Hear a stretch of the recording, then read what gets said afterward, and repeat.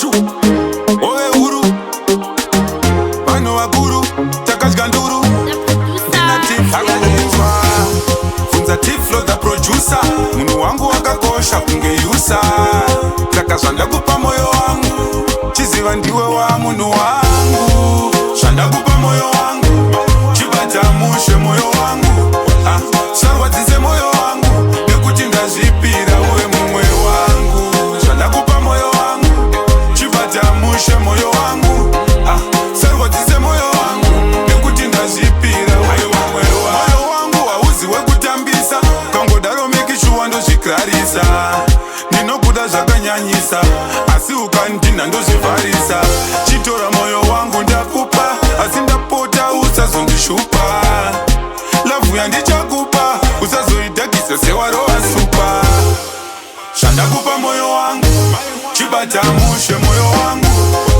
Sarwatize moyo wangu Nekuti ndazvipira uwe mumwe wangu Shandakupa moyo wangu Chibata mushe moyo wangu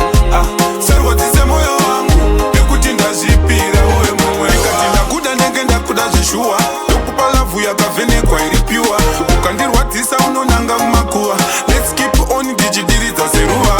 Ndapota usazondipedzera nguva Ndisazotsva ndakagara pazuva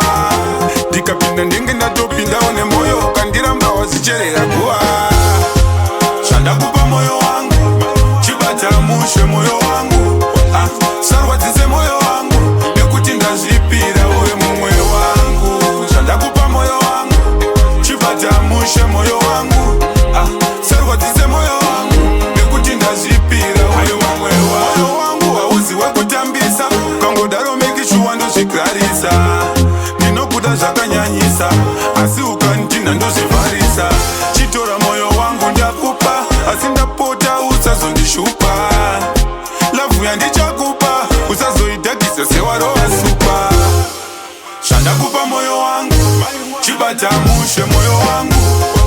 Sarwadzise